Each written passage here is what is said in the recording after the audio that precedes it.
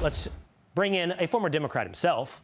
It is former CIA ops officer and host of the podcast, The Wright Report. It's Brian Dean Wright. Brian, thanks for being with us here today. So you were a Democrat, I believe, for a long time. I believe for 2 decades. I also believe, That's right. at least in some of these those pictures are me. Well, I was going to say, I don't know your exact age, so I don't know if all of these pictures are you, but you're certainly part of the people who have moved away from Democrats.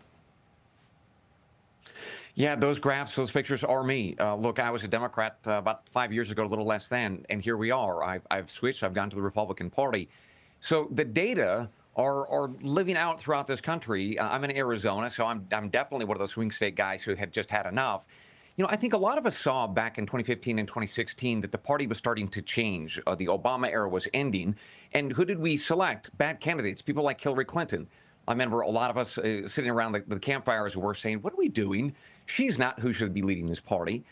And then over the next couple of years, we saw this creep of anti-Semitism. We saw Ilhan Omar and Rashida Tlaib, those kinds of people embracing this anti-Semitism stuff. Then we had this Marxist embrace a couple of years later with AOC. And of course, that was shocking to a lot of us, especially guys like me who served this country. Marxism is a death cult. Studies showing about 180 million people died because of that ideology. And then we get into the 2020 era. We start seeing the BLM stuff, the racial radicalism. We see a lot of the anti-cop, the DEI, white is bad, all of that stuff. And then we see the transgender movement starting in that same period of time as well. You know, not recognizing basic science on that most of those folks are dealing with autism as well. And we know that autistic people tend to gravitate towards things that aren't true.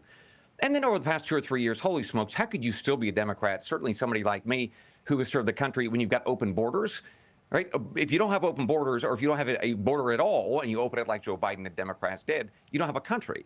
So we see this anti-American stuff. We see this, anti-founders and the rest of it. So you put all of that together over the years, and guys like me, we're out. Especially when we then have an option.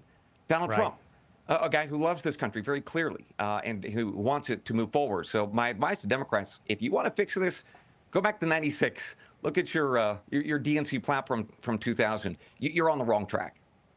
Yeah, the 5 reasons, I wrote them down, looking at them here, that you laid out why you left the Democrat Party could be argued it is the Democrat Party platform of 2025.